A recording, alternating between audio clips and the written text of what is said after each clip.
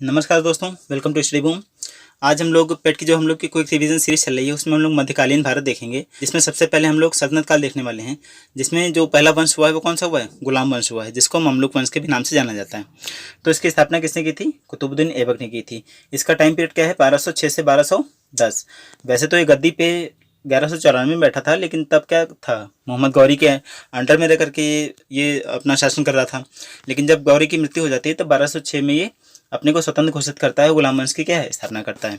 इसको गुलाम वंश क्यों बोलते हैं? क्योंकि ये गौरी का गुलाम था। तो अपनी प्रारंभिक राजधानी कहाँ बनाता है? ये लाहौर बनाता है। तो कुतुबुद्दीन ऐबक की राजधानी क्या थी? लाहौर थी। उपाधियों की बात कर लें तो इसको लाख बख्श कहा जाता है। ये बहुत दानशील व्यक्ति था, इसे के लिए इसको लाख बख्श की उपाधि दी गई थी। और बहुत ही धार्मिक व्यक्ति था, इसीलिए कि हातिम सेकंड और कुरान खान की उपाधियाँ इसको मिली हुई थी। इसने कुछ निर्माण भी करवाए हैं, तो उनको देख लेते हैं। जैसे कुतुब मीनार, तो कुतुब मीनार की नींव किसने डलवाई थी? ये इसी ने डलवाई थी। और किसकी याद में? इसके पीर होते थे कुतुबुद्दीन बख्तियार काकी, उनकी याद में इसने कुतुब मीनार की स्थापना करवाई थी। लेकिन क्या इसको पूरा नहीं करा पाया था, क्योंकि इसकी मृत्यु हो गई थी बीच में। तो इसको पूरा किसने करवाया था? इल्तुतमिश ने करवाया था। और ये मीनार जो है वो किससे इंस्पायर्ड थी? ये मीनार ऑफ जाम एक है, कहाँ, अफगानिस्तान में। उसी से प्रेरणा लेकर के इसने यहाँ पे बनाया था, महरौली, दिल्ली में। अन्य निर्माण की बात कर लें तो 2.5 दिन का झोपड़ा भी इसी ने बनवाया था। और ये कहाँ स्थित है? अजमेर में स्थित है। इसकी मृत्यु की बात कर लें तो 1210 में इसकी मृत्यु हो जाती है। और कैसे होती है? तो ये खेल खेल रहा होता है, चौगान नामक खेल खेल रहा होता है। आज का जो पोलो खेल है, जो घोड़े पे बैठ करके खेलते हैं, तो उसी तरीके से खेल कुछ हुआ करता था, जिसको ये खेल रहा था, घोड़े से गिर करके इसकी क्या है, मृत्यु हो जाती है। और कहाँ होती है? लाहौर में। तो इस तरीके से क्या है, ये मर जाता है। इसके बाद कौन बैठता है? इसका गुलाम होता है। इसका गुलाम और इसका दामाद भी होता है, इल्तुतमिश। और इसका टाइम पीरियड क्या होता है? 1210 से 1236 तक। इसने अपनी राजधानी कहाँ, लाहौर से दिल्ली स्थानांतरित कर ली। इसीलिए इसको क्या, दिल्ली सल्तनत का वास्तविक संस्थापक बोला जाता है। इसके वंश की बात कर लें तो शमसी वंश से बिलोंग करता था। और जात इसकी कौन सी थी? इलवरी जात थी। ये क्वेश्चंस भी बनते हैं, तो इनको थोड़ा सा माइंड में रखेंगे। इसने क्या किया, एक तुर्कान चहलगानी नामक संस्था बनाई, जिसमें क्या 40 सरदारों का दल बनाया। और इसने खलीफा से खिलत प्राप्त की और वैस सुल्तान बन गया।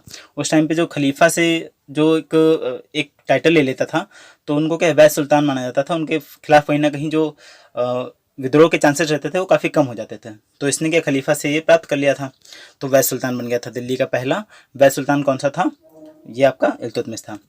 ये ऐसा पहला सुल्तान था जिसने क्या है, शुद्ध अरबी के सिक्के भी चलवाए। इसने चांदी का सिक्का चलवाया, जिसको टंका कहा जाता था।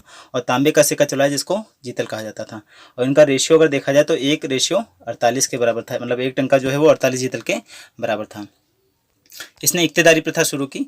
इक्तदारी प्रथा शुरू करने वाला पहला शासक कौन था? ये इल्तुतमिश ही था। और भारत का पहला मकबरा जो शाहबाजगढ़ी का मकबरा है, ये भी किसने बनवाया था? ये इसी ने, इल्तुतमिश ने बनवाया था। किसकी याद में? अपने पुत्र की याद में।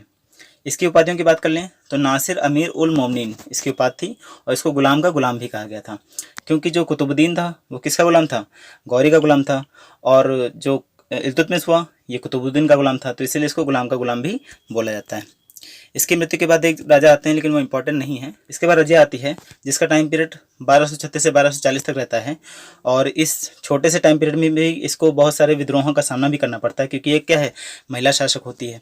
तो दिल्ली सल्तनत की प्रथम तुर्क महिला शासक कौन थी? रजिया सुल्तान थी। और लोगों को जो है ये पसंद नहीं आता है कि वो एक महिला शासक के अंडर रह करके एक राज कर रहे हैं, इसीलिए क्या इसके खिलाफ थोड़ा षड्यंत्र रचते रहते थे। तो एक अफ्रीकी निवासी था याकूत, इसने रजिया ने क्या किया, इसको एक अच्छा पद दे दिया था, अमीर आखुर, जो अश्वशाला होता था उसका प्रमुख बना दिया। तो जो 40 सरदारों का जो दल था, उनको ये चीज़ अच्छी नहीं लगी, तो उन्होंने क्या किया, याकूत को मरवा दिया। फिर ये तबरिंद के शासक, तबरिंद जो आज का आपका भटिंडा है, वहाँ के शासक होते हैं अल्तुनिया, ये इसको भेजते हैं, जो सरदार होते हैं वो इसको भेजते हैं रजिया को मारने के लिए। लेकिन रजिया क्या करती है, इन्हीं से शादी कर लेती है। बाद में जो 40 सरदारों का दल होता है, ये बहराम शाह के द्वारा प्लानिंग करके दोनों की हत्या करवा देते हैं।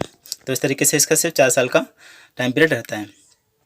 इसके बाद कुछ और छोटे छोटे राजा बीच में आए हैं, लेकिन वो भी इंपॉर्टेंट नहीं है। जो इंपॉर्टेंट राजा इसके बाद है वो गैसुद्दीन बलबन है। तो इसका टाइम पीरियड क्या है, 1266 से 1286। इसकी उपाधि की बात करें, इसको उलूग खां भी कहा जाता है। और ये उपाधि इसको किसने दी थी? इसका दामाद था नासिरुद्दीन महमूद शाह, तो उसी द्वारा ये उपाधि दी गई थी। इसकी जात की बात कर लें तो ये इलवरी जाति से बिलोंग करता था। इसने क्या किया, ये तुर्कान चहलगानी जो इल्तुतमिश ने बनाया था उसको ये समाप्त कर देता है। मतलब जो 40 सितारों का दल था उसको समाप्त कर देता है। ये खुद भी उन्हीं 40 सितारों में से एक होता है और ये जानता है कि आगे चल के ये क्या है, बाकी लोग हमारे खिलाफ विद्रोह कर सकते हैं, इसलिए उसको समाप्त कर देता है। इसने क्या किया, जिल्ले इलाही की पदवी ग्रहण करी। इसका मतलब क्या होता है, ईश्वर का प्रतिबिंब।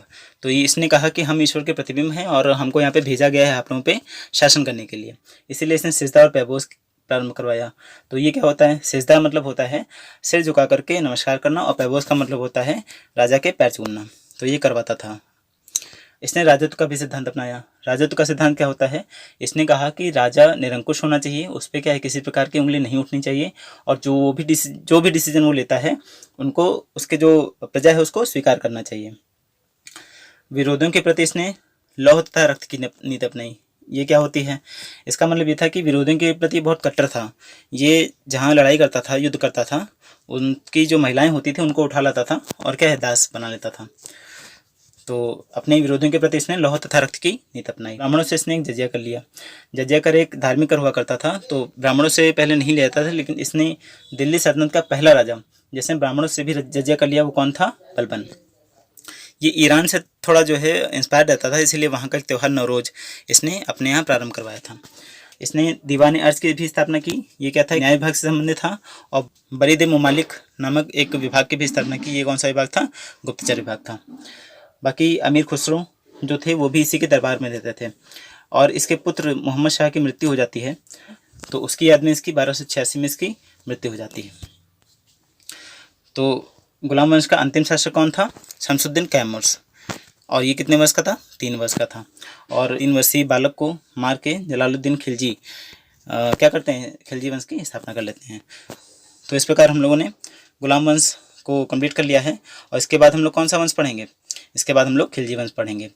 तो ये जो सीरीज चल रही है क्विक रिवीजन सीरीज़, ये बहुत ज़्यादा इंपॉर्टेंट होने वाली है आपके आने वाले एग्जाम्स में, इसलिए लाइक करें, सब्सक्राइब करें, अपना प्यार बनाए रखें। धन्यवाद।